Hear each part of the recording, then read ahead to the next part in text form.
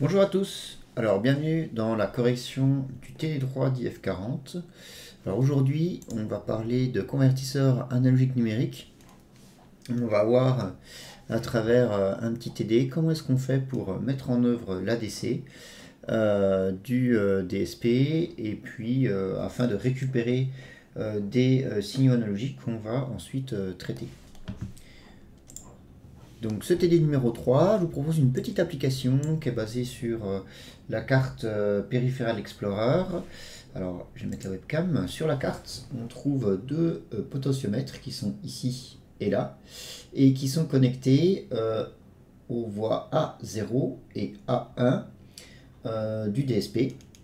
Donc automatiquement, ça fait avec le PCB de la carte, et ce qui va nous permettre bien de mettre en application ceci. Alors le petit TP que je vous propose, le TD que je vous propose, pardon, c'est de récupérer les signaux de chacun des potentiomètres qui est ici, et puis d'afficher, en fonction de la valeur du signal, d'allumer plus ou moins de LED qui sont là.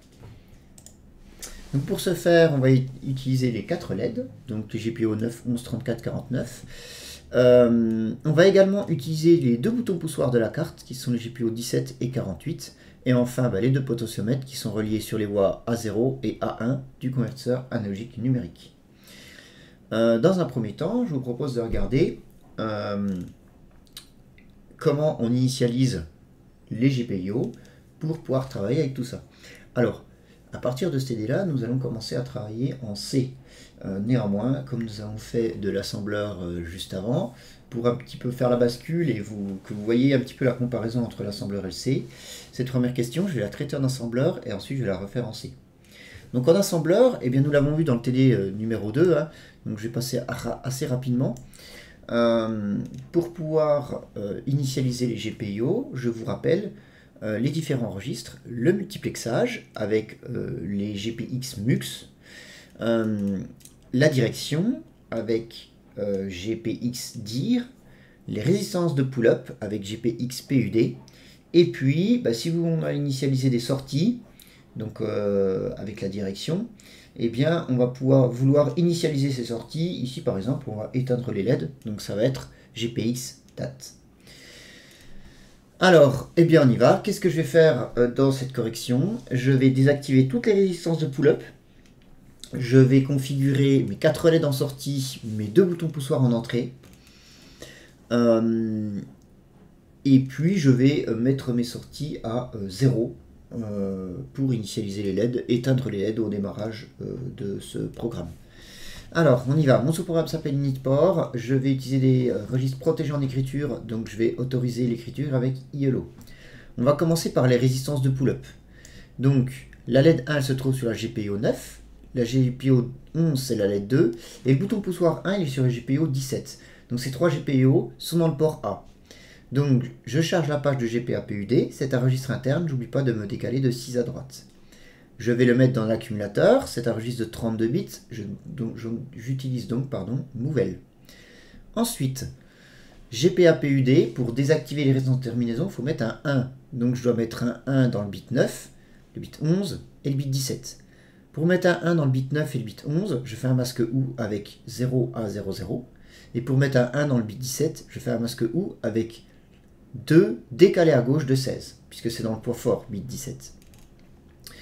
Ce résultat-là, je reprends, je remets dans GPA PUD pour valider la désactivation des résistances de pull-up pour les deux LED et le bouton poussoir. Je fais la même chose pour les LED 3, LED 4 et ainsi que le bouton poussoir 2 qui est à la GPIO 48, LED 3 GPIO 34, LED 4 GPIO 49. Je prends GPB PUD, je le mets dans l'accumulateur, je peux le faire directement puisque lorsque je charge la page de GPA PUD ici, ça charge la page de tous les registres des GPIO. Je fais un masque OU avec 4 pour mettre la GPIO 34 à 1, pour désactiver la résistance de pull-up de la GPIO 34, pardon. Et je fais un masque avec 3 décalé à gauche de 16 pour les GPIO 48 et 49. Je reprends le résultat, je le mets dans GPB PUD. Maintenant, je vais faire le multiplexage. Attention, multiplexage, hein, il y a 2 bits, je vous rappelle. Il faudra mettre 00 dans les bits concernés sur chaque GPIO pour les passer en entrée-sortie numérique. Voir le fascicule du DSP et le TD numéro 2 si vous vous souvenez plus. Alors, je commence avec ce qu'il y a dans GPA-MUX1. Donc il y a GPO9, GPO11, c'est les deux LED. Donc je mets GPA-MUX1 dans l'accumulateur. Je fais un masque END, donc pour forcer à 0, avec AH, parce que là c'est le poids fort, avec FF33, pour mettre 0000 dans 11 et dans 9. Je reprends le résultat, je le mets dans GPA-MUX1. Le bouton poussoir, il est sur la GPO 17, c'est dans GPA-MUX2. Je fais un masque END avec AL cette fois-ci, il est tout en bas. Hein. C'est les bits 2 et 3. Donc avec FFF3 pour mettre ces deux bits à 0, pour pouvoir mettre BP1 en entrée-sortie numérique. Je reprends le résultat, je mets dans GPA-MUX2. Ensuite, on a la lettre 3 sur GPB-MUX1, pardon. Donc je le mets dans l'accumulateur, je fais un masque N pour forcer à 0 les deux bits avec FFCF avec la L, parce que c'est sur la partie basse de GPB-MUX1. Je prends le résultat, je remets dans l'accumulateur. Enfin, les LED, la LED 4 qui est GPO 49 et le bouton poussoir 2 qui est 48, c'est dans GPB-MUX2. Et je fais un masque END avec AL, c'est les 4 bits de poids faible de GPB-MUX2, avec FFF0 pour les mettre à 0 et donc en entrée-sortie numérique. Donc là, je viens de passer mes 4 LED et mes 2 boutons poussoirs en entrée-sortie numérique et j'ai désactivé les résistances de pull-up. Je vais maintenant initialiser la direction. Donc je mets 4 LED en sortie, 2 boutons poussoirs en entrée. On commence par le port A où il y a la LED 1, la LED 2, bouton poussoir 1. Je mets GPA dire dans l'accumulateur.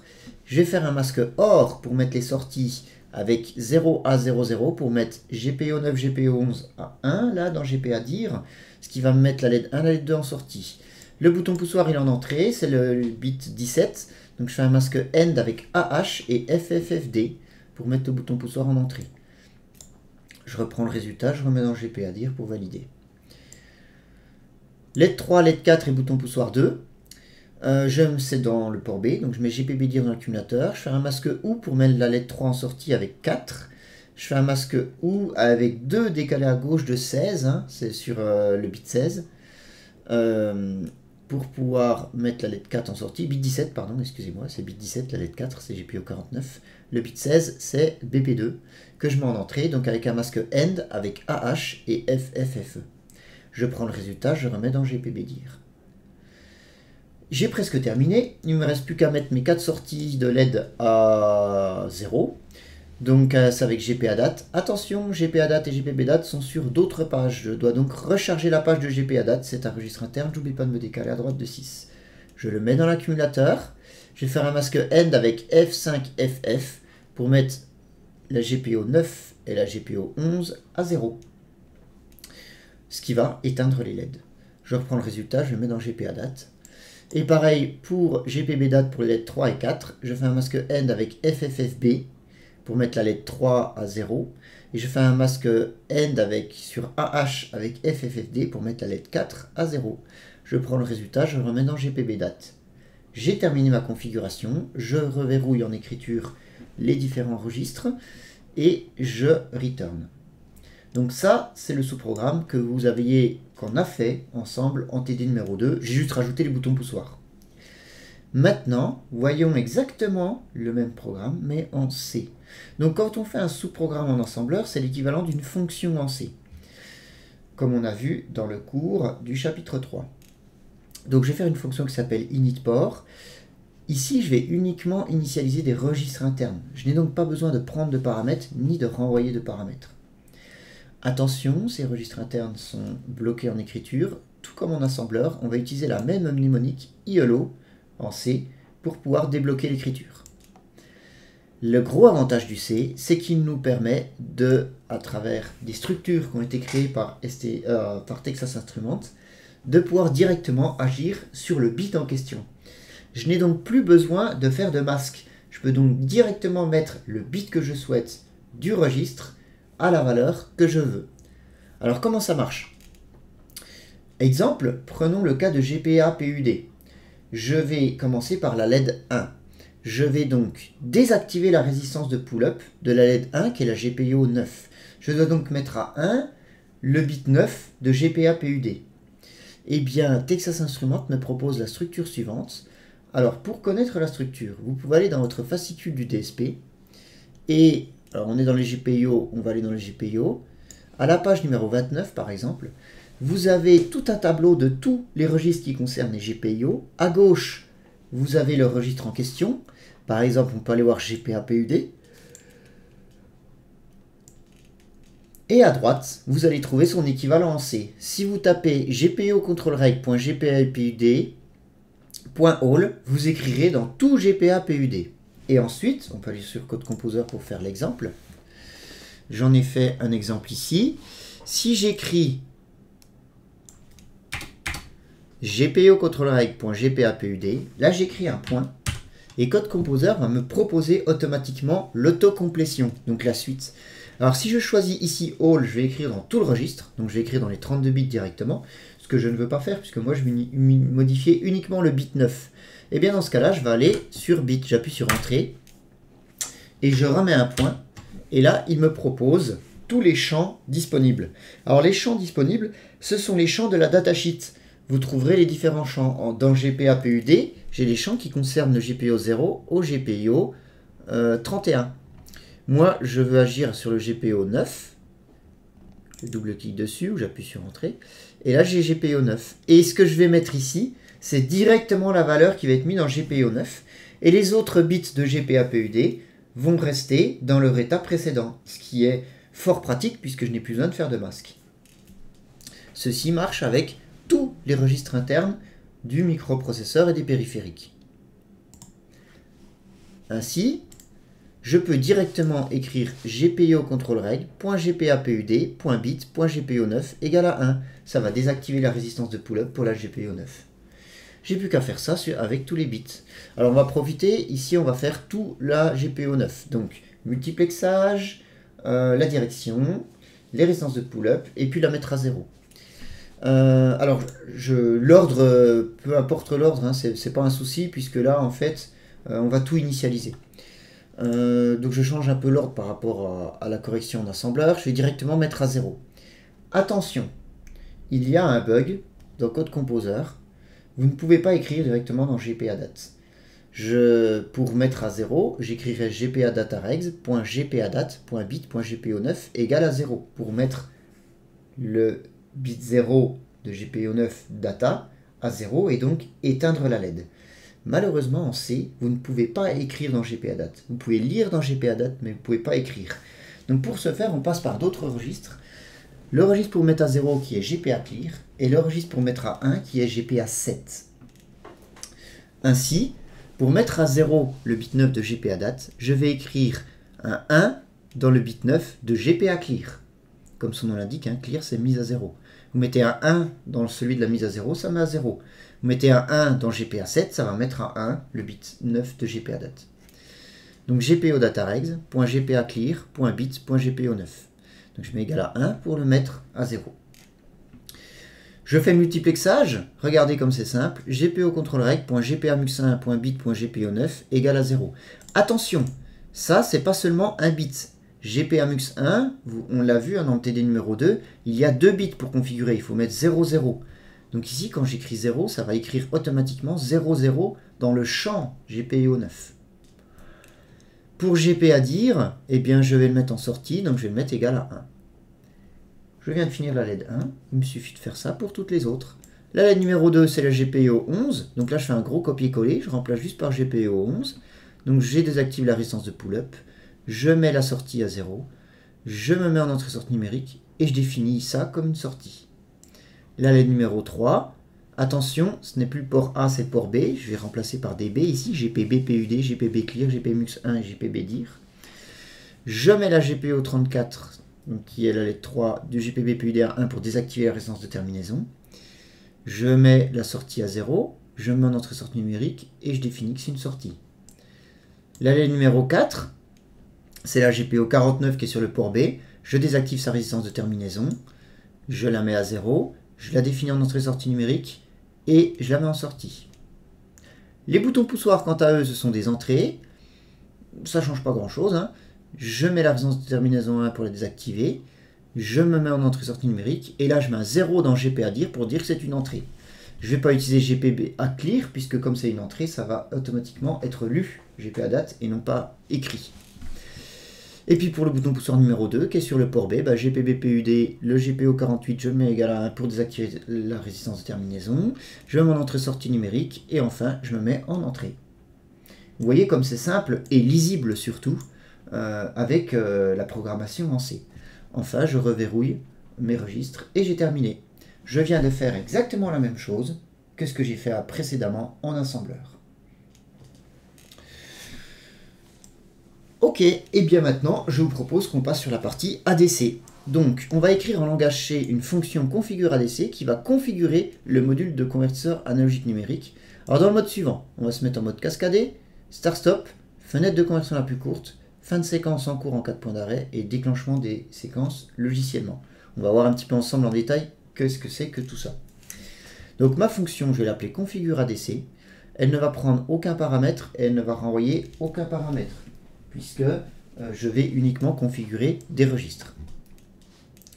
Alors attention, dans le fascicule du DSP, vous trouverez dans la partie configuration du microprocesseur, à la page 22, 3 registres qui sont PCLK-CR0, PCLK-CR1 et PCLK-CR3.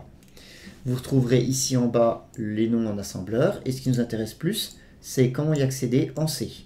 Tout comme les GPIO et tout comme tous les registres que je vous ai décrits précédemment, vous pouvez écrire ici syscontrolregs.pclkcr3, et ensuite choisir all ou bit.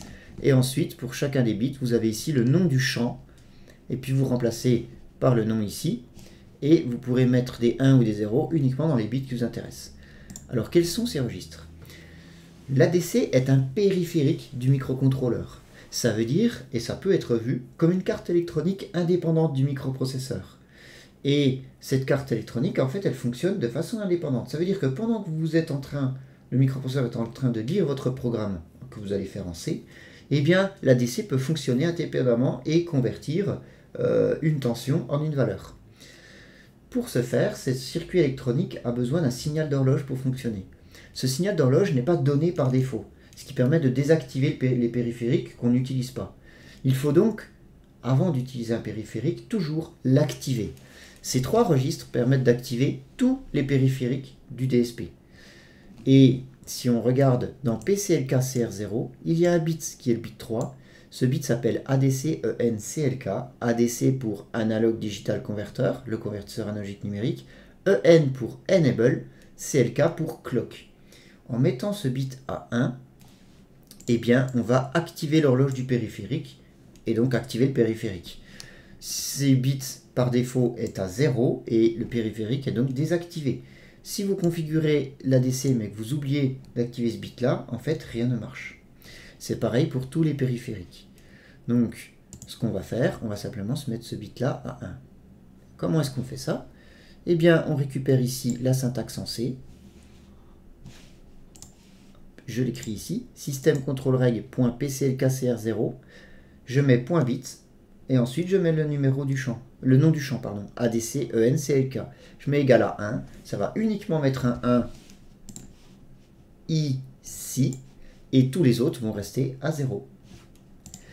Ce qui est exactement ce que je veux faire, je ne touche que au périphérique dont j'ai besoin.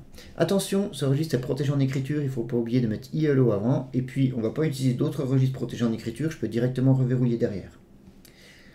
Ok, donc là, j'active l'ADC avec ça en activant son horloge. Ensuite, vous trouverez à la page, à partir de la page, je suis allé un petit peu trop loin, à partir de la page 33, tout un chapitre du fascicule du DSP, tout un chapitre concernant le convertisseur analogique numérique. Vous avez vu ou vous verrez en cours tous les registres et la structure. Donc je vous rappelle ici le tableau avec tous les registres, à gauche en assembleur, à droite la structure en C que vous pouvez utiliser.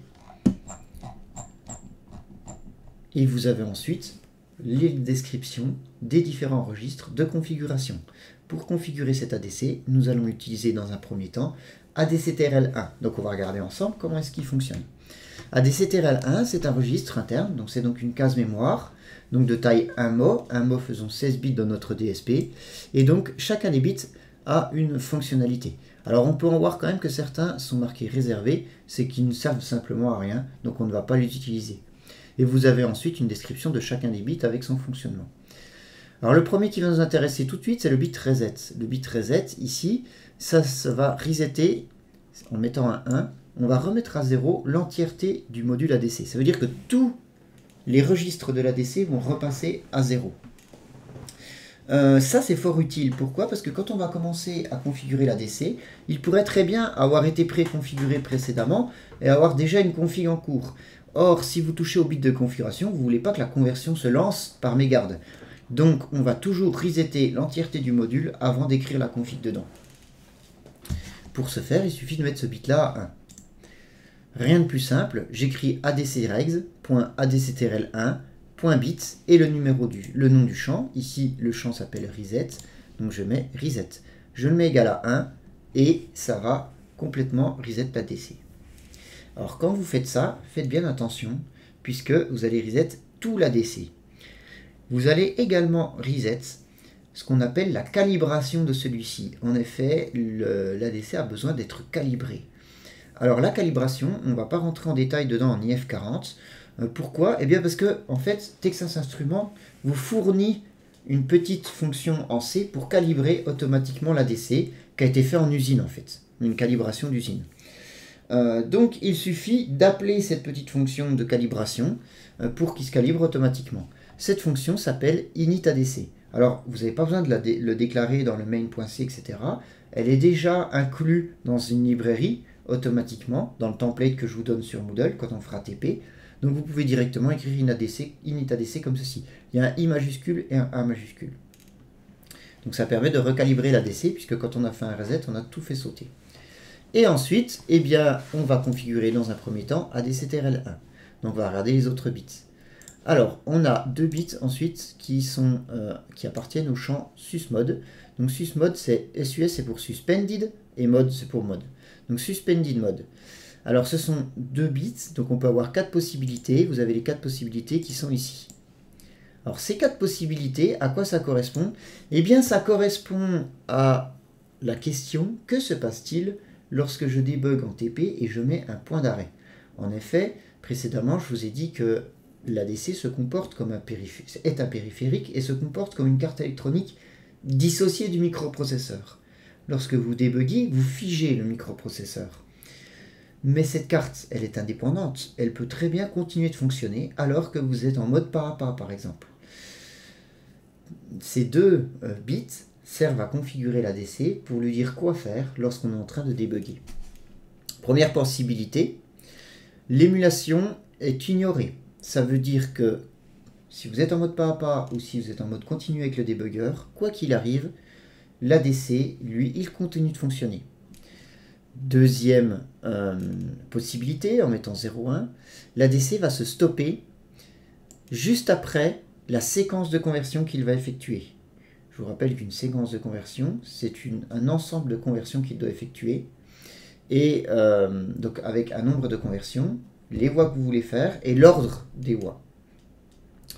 Une fois que cette séquence, imaginons que vous faites un breakpoint et qu'il était en train de lancer cette séquence, donc en train de convertir, ben il va finir l'entièreté de la séquence et ensuite il va s'arrêter. Dans le mode 1.0, il ne va pas finir la séquence, il va juste finir la conversion qu'il était en train de faire et il va s'arrêter. Et dans le mode 1.1, il s'arrête immédiatement. Alors, je vous déconseille fortement de mettre le mode 0.0 et 1.1. Pourquoi? Parce que ce que vous allez vouloir faire, c'est lancer une conversion et vérifier que la conversion s'est bien effectuée en allant voir les résultats de conversion. Ces résultats de conversion, lorsque vous mettez 0.0, vous ne pouvez pas savoir si la conversion est terminée ou pas, puisque lui, il continue de tourner. Donc vous avez beau être en mode pas à pas, vous ne pouvez pas lire, enfin si vous lisez la mémoire qui a le résultat, vous ne pouvez pas savoir en fait si ce résultat il est correct ou pas. Parce que vous ne savez pas où en est l'ADC. Si vous mettez 1.1, idem. En fait, le résultat il se construit dans la mémoire. Donc vous pouvez très bien avoir, vous avez stoppé l'ADC, il pouvait être en cours de conversion, et en fait quand il est en cours de conversion, il va petit à petit utiliser la mémoire. Donc le nombre que vous allez récupérer est peut-être faux. Les deux seuls moyens de récupérer un nombre correct lorsque vous voulez débugger en mode pas à pas, c'est de mettre 1.0 ou 0.1, et moi je vous conseille de mettre 0.1, d'ailleurs c'est ce que dit l'énoncé. Pourquoi? Eh bien parce que ça va compléter toute la séquence de conversion. Donc si par exemple vous avez 4 capteurs à convertir, si vous mettez un 0 et que vous finissez juste après la conversion, vous ne pouvez pas savoir si en fait c'est la dernière conversion que vous avez en mémoire ou la conversion précédente. Donc en mettant 0,1, vous êtes sûr que lorsque vous arrivez au breakpoint, eh bien toutes les valeurs sont converties et tout ce que vous voyez dans la mémoire, c'est le résultat. Donc ça c'est suspended mode. Donc nous on passera, l'énoncé me disait de me mettre en s'arrêter après la séquence, donc je vais mettre 0,1. Ensuite, il y a 4 bits ici qui sont liés. Alors le bit, on va commencer par le bit 7, CPS, c'est Clock Prescaler. Et ceci permet de ralentir l'horloge de l'ADC. Alors on n'aura pas des besoins comme ça en IF40, mais vous pouvez volontairement ralentir le fonctionnement de l'ADC. Vous pouvez le ralentir d'un facteur variable. Alors si vous mettez 0 ici, vous ne le ralentissez pas, donc vous convertissez le plus rapidement possible. Si vous mettez 1, vous autorisez le ralentissement. Et ensuite, dans ces 3 bits-là, vous choisissez de combien vous voulez ralentir, avec un multiple de 2. Par exemple, si vous mettez 1, 1, 1, 1 ici, ça fait 2 puissance 15, vous le ralentissez de 2 puissance 15 fois. Dans mon énoncé, me disait de avoir la fenêtre de conversion la plus courte possible, donc convertir le plus rapidement possible. Donc ici, je vais mettre un 0. Et ici, de toute façon, ça ne sera pas pris en compte, vu que j'ai mis 0 là. Vous pouvez mettre n'importe quoi là-dedans, ça ne change rien. Bon, on mettra 0, 0, 0 hein, par défaut. Ensuite, il y a le mode continu et le mode start-up, donc avec le bit continuous run. Si vous mettez 0 là-dedans, vous êtes en mode start-stop. Donc, vous lancez une conversion. La séquence de conversion se fait. Toutes les conversions sont terminées. Il s'arrête. Et vous pouvez aller lire les résultats. Ça sera à vous de relancer une nouvelle conversion. Si vous mettez 1, en fait, il convertit en continu.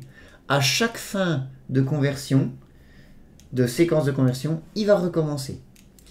L'énoncé me disait de me mettre en mode start-stop et on va globalement tout le temps se mettre en mode start-stop en IF40 parce que le mode continu, ça requiert de savoir exactement quand est-ce que la conversion a fini pour vite aller récupérer les résultats parce qu'on relance direct la conversion. Séquenceur overdrive, c'est quelque chose qu'on verra pas en IF40, on va le désactiver. C'est pour pouvoir, comme son indique, overdrive, donc passer par-dessus le séquenceur. Si vous définissez par exemple une séquence de 3 conversions, et bien avec le séquenceur overdrive, vous pouvez par moment pouvoir aller faire plus de conversions à un moment donné. Mais ça, on ne s'en servira pas en IF40.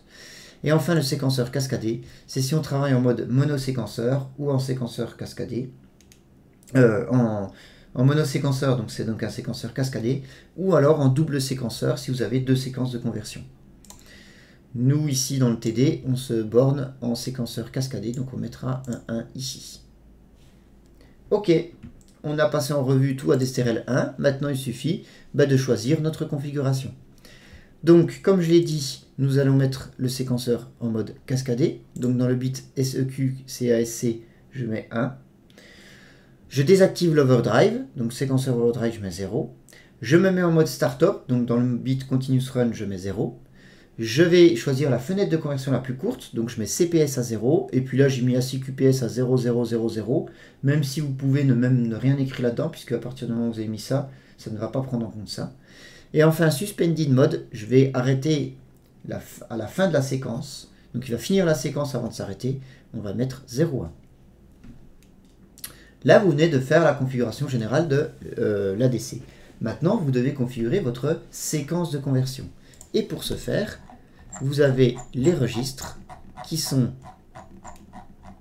maxconv et ADC channel cellsec avec un petit x, dépendant du nombre que vous en avez besoin. Alors, c'est très simple. Maxconv, c'est le nombre de conversions que vous voulez faire. Si je reprends mon TD, ici, je vous ai dit que je voulais réaliser la conversion des 2 potentiomètres. J'ai donc 2 conversions à faire. Donc, dans maxconv, je vais écrire le nombre 1. Pourquoi? Parce que avec ce tableau, je vois que lorsque j'ai 2 conversions à faire, j'écris 1. En fait, dans maxconv, vous mettez le nombre de conversions à faire moins 1 à chaque fois. Je peux voir que maxconv, il y a des bits qui sont réservés et j'ai 2 deux parties, maxconv1 et maxconv2. Pourquoi? Parce que si vous êtes en mode double séquenceur, vous avez deux séquences de conversion, et vous pouvez très bien dire, j'ai une séquence où j'ai 4 conversions à faire et une autre 2. Vous mettrez 4 dans maxconv1, 3 dans maxconv1, du coup 4 moins 1, et puis vous mettez 1 dans maxconv2, 2 moins 1. Okay. Nous ici on travaille en mode monoséquenceur, en séquenceur cascadé, d'accord? Donc on n'en a qu'un seul ici, et on va utiliser que maxconv1 qui est là. Ok, on n'utilise pas maxconv2. Donc nous on va mettre 1 dans maxconv1. Donc j'y vais. Je mets adcregs.adcmaxconv.bit.maxconv1 et j'écris 1 parce que je veux réaliser uniquement 2 conversions. Une fois que vous faites ça, vous pouvez écrire dans ADC Channel Cellsec. Alors, ADC Channel Cellsec, il y en a 4. Il y a ADC Channel Cellsec 1, ADC Channel Cellsec 2, le 3 et le 4. À quoi ça sert? Ça sert à donner le numéro des voix que vous voulez convertir et l'ordre des conversions à faire. Le numéro des voix, je vous l'ai dit, et c'est marqué dans l'énoncé, le premier potentiomètre est relié à la voie A0, donc ici on voit ADC in A0, et le deuxième potentiomètre est relié à ADC in A1. Je vais donc devoir écrire le code 000 quelque part et 0001 autre part pour pouvoir dire que ma séquence de conversion doit être faite sur les voies 0 et les voies 1. Vous voyez ici les autres codes qui correspondent à chacune des voies. Alors, comment est-ce que ça se passe? Suivant ce que vous avez mis dans maxconv, vous allez faire plus ou moins de conversions. Si vous avez mis 16, donc 1, 1, 1, 1, pour réaliser 16 conversions, vous devez rentrer 16 conversions différentes. Donc vous allez utiliser conv0, conv1, conv2, conv3, conv4, conv5 jusqu'à conv15. Donc vous allez utiliser les 4 channels Cellsec.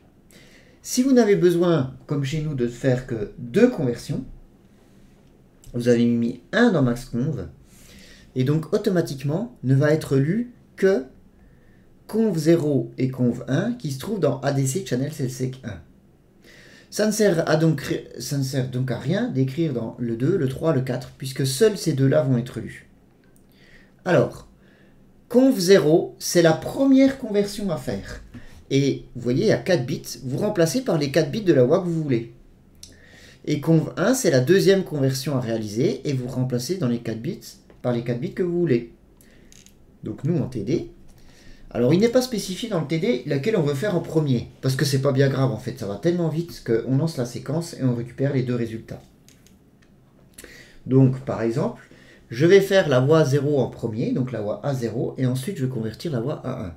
Eh bien il suffit d'écrire ici 0000 pour dire que c'est la voie 0, et comme c'est conv0, c'est la première conversion qu'il réalise, et je vais ici écrire 0001 pour dire que c'est la voie 1, et comme c'est conv01, c'est la deuxième conversion qu'il va faire.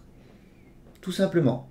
Voilà ce que c'est qu'une séquence, comment on définit la séquence de conversion. Maxconv me donne le nombre de conversions que je vais faire, et ensuite avec les ADC Channel Cellsec, vous choisissez le numéro des voies que vous voulez, et l'ordre. Déjà là, ici, si je mets 0, la voie 0, ensuite ici, si je mets 1, la voie 1. Donc on va faire ça.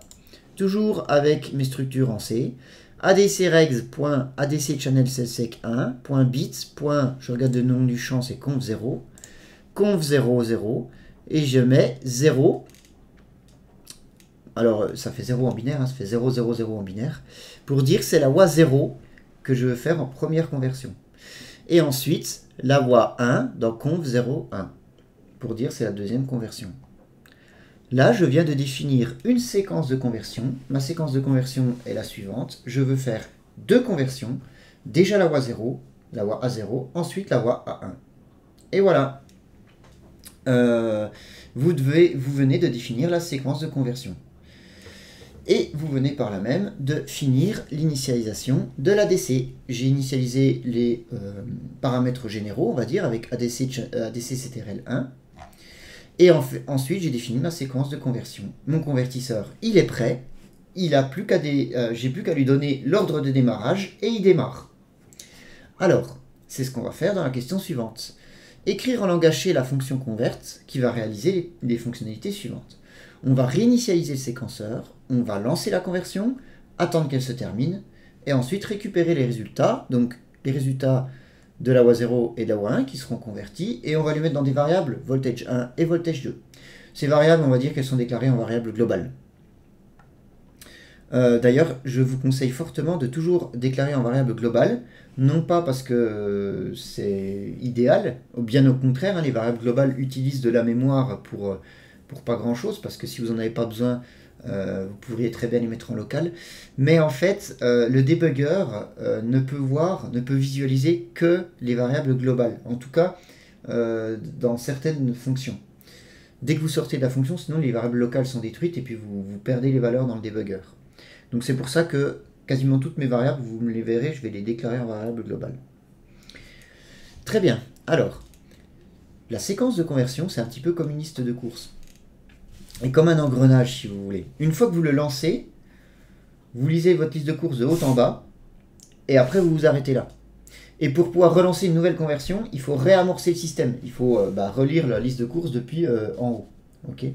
Donc à chaque fois que vous voulez convertir, on va ce qu'on appelle réinitialiser le séquenceur avant. ADC-CTRL1 m'a servi pour configurer l'ADC. ADC-TRL2 va me servir à piloter l'ADC, à lancer l'ADC, etc. Donc on va voir ensemble un petit peu ce qui se trouve dans ADC-TRL2. Alors, je vais revenir à la page 39 et je vois... non, pardon, c'est pas la page 39, c'est à la page, ici, 37, du fascicule du DSP. ADC-TRL2, je vois que c'est un registre interne, donc une case mémoire, un mot, donc 16 bits. Chacun des bits est pratiquement utilisé, alors j'en ai 2-3 qui sont réservés ici. Vous l'avez vu en cours, il y a plusieurs moyens de lancer l'ADC. On peut le lancer de manière logicielle, comme c'est le cas de notre TD ici et du chapitre qu'on va faire. On peut le lancer via un timer, c'est le prochain chapitre qu'on fera. Et on peut le lancer par une sortie, une entrée plutôt, une broche du microcontrôleur. Alors, ici, en fait, il y a tous les boutons de démarrage en fonction de depuis où vous voulez le lancer.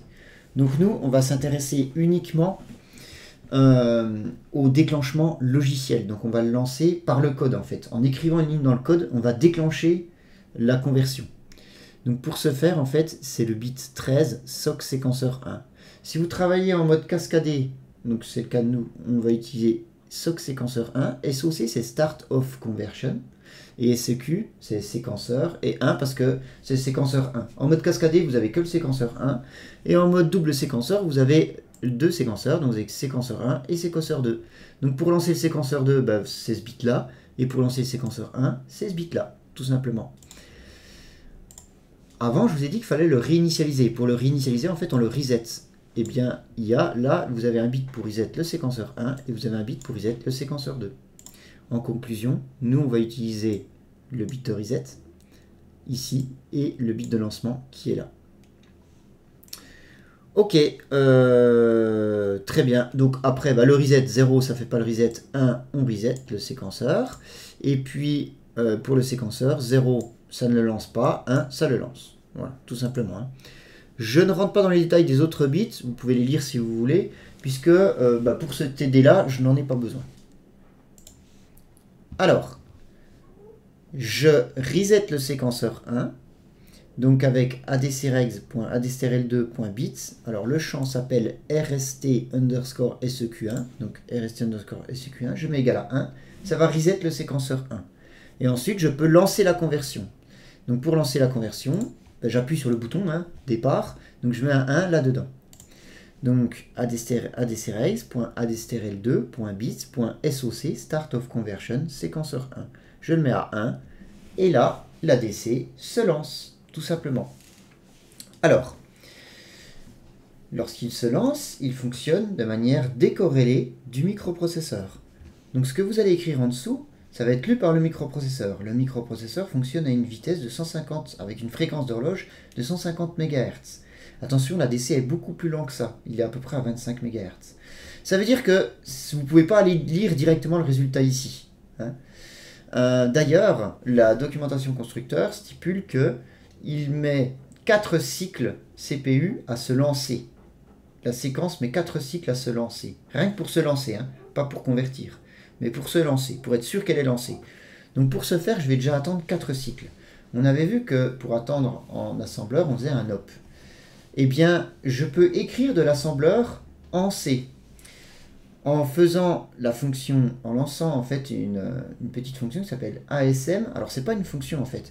Ce que vous allez écrire, vous ouvrez la parenthèse et vous ouvrez les guillemets. Ce que vous allez écrire dans les guillemets en fait, c'est de l'assembleur. Et donc ça va injecter des lignes d'assembleur. Le compilateur en fait, il va injecter des lignes d'assembleur dans le code C lorsqu'il fera la traduction lui en code machine.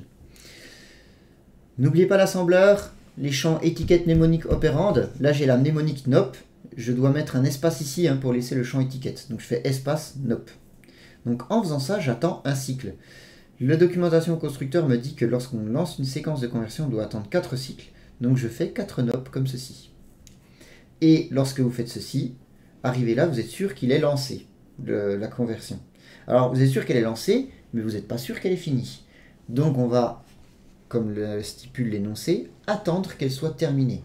Donc pour attendre qu'elle soit terminée, eh bien, il y a un registre qui s'appelle ADC-ST. ST, c'est l'abréviation de statut en anglais. Donc c'est ADC Status and Flag Register. Alors, ce registre-là, il est un petit peu particulier parce que, en fait, c'est comme les autres, hein, c'est-à-dire une case mémoire, 16 bits. Je vois qu'il y a tous les bits de poids fort ici, les 8 bits de poids fort qui ne servent à rien. Et il y a uniquement les bits de poids faible qui servent à quelque chose. En fait, ces bits de poids faible, ce sont des flags. Ils vont m'indiquer l'état un petit peu de l'ADC. Alors, ce qui nous intéresse, c'est sec1 pour séquenceur 1 et BSY pour busy en anglais. Je vois que si je suis en mode double séquenceur, il y a également séquenceur de busy. Les autres bits ne vont pas nous intéresser dans ce TD-là. Donc, je vais aller là-dessus, séquenceur 1 busy. Et en fait, on me dit que déjà, si vous regardez en dessous, c'est R-0. R, c'est lecture seule, c'est read only, et -0, c'est qu'il vaut 0 au départ, au démarrage du DSP. Donc en fait, je ne peux que lire ce bit, je ne peux pas écrire dedans. Mais c'est tout l'utilité de ce bit. En fait, ce bit, c'est ce qu'on appelle un flag. Et en gros, si ce bit vaut 0, ça veut dire que le séquenceur 1 is in idle, ça veut dire il est arrêté. Et s'il est à 1, séquenceur 1 is in progress, ça veut dire qu'il est en train de faire sa séquence de conversion. Et ça, c'est super pratique. Pourquoi? Eh bien parce que ça, juste avant, je venais de lancer la séquence de conversion. Donc ce bit-là, il va passer à 1. Et il va rester à 1 tant que le séquenceur n'a pas fini sa séquence. Et moi, j'ai besoin d'attendre la fin de la conversion. Donc il suffit d'attendre que ce bit-là passe à 0. Donc pendant les 4 NOP ici, il va pas automatiquement passer à 1 parce que la séquence va se lancer. Et je n'ai plus qu'à le scruter et attendre qu'il passe à 0. Comment? Avec une boucle while.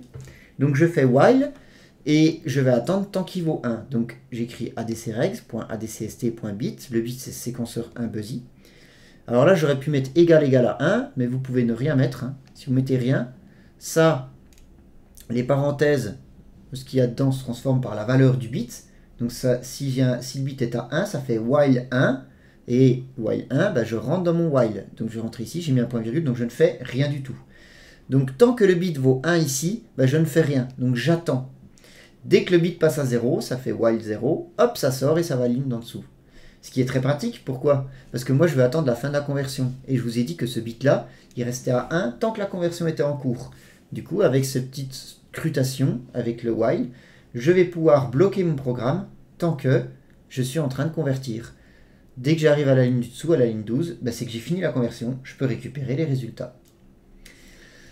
J'arrive ici, et je peux directement récupérer les résultats. Alors, pour récupérer les résultats, vous devez utiliser les registres ADC Result. Alors, ADC Result, comme j'ai fait une séquence avec 2 conversions, il va automatiquement prendre la première conversion et la mettre dans le résultat dans ADC Result 0. Et la deuxième conversion, il met dans ADC Result 1. Moi, j'avais défini la WA0 en premier, donc dans ADC Result 0, il y aura la WA0. Et j'avais défini la WA1 en deuxième, donc dans ADC Result 1, il y aura la WA1. Attention, le 0 de Result 0 n'est pas lié à la WA1. Je vais avoir le résultat de la WA0, n'est pas lié à la WA0. je vais avoir le résultat de la voie 0 dans ADC résultat 0 parce que tout à l'heure, dans ma séquence de conversion, j'avais défini que la première conversion, la conv 0, c'était 0. Si ici, j'avais mis la voie 1 et ensuite la voie 0, eh bien dans résultat 0, j'aurais la voie 1 et dans résultat 1, j'avais la voie 0. Faites attention à ne pas lier le numéro de la voie et le numéro des résultats. Le résultat 0, c'est le résultat de conv 0. Résultat 1, c'est le résultat de conv 1. Ok, j'ai plus qu'à les prendre. Alors, la structure s'appelle ADC Mirror, .ADC résultat 0. Ici, j'ai pas de point bit parce que je prends directement tout le résultat, qui est sur 16 bits. Alors, attention, c'est un mot, hein, donc c'est 16 bits, mais il n'y a que 12 bits dedans, parce que les résultats se font sur 12 bits. Donc, vous trouverez un nombre entre 0 et 4095. Je vous rappelle, l'ADC, il mesure une tension comprise entre 0 et 3 volts, pour un résultat compris entre 0 et 4095. Donc voltage 1, je mets égal à ADC Mirror, voltage 2 égale ADC résultat 1. Et donc dans voltage 1, j'ai le résultat de la voie 0, dans voltage 2, j'ai le résultat de la voie 1. Et voilà. Donc voilà comment je fais, comment je convertis et je récupère les résultats. Je vous propose de faire une petite application.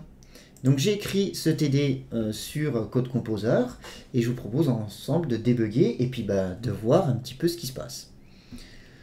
Donc, alors j'ai fait tout le TD, on fera la suite du TD des questions sera corrigée dans une deuxième vidéo. Ici il y a tout le TD, mais ce qui m'intéresse ici, c'est que vous voyez j'ai fait init port et configure ADC et ensuite j'ai ma conversion qui est ici. On va aller on va faire un breakpoint juste ici, hein. Donc juste à la fin de conversion. Je vais en mettre un à conversion aussi, tiens, pour pouvoir rentrer dedans. Je lance une session de debug.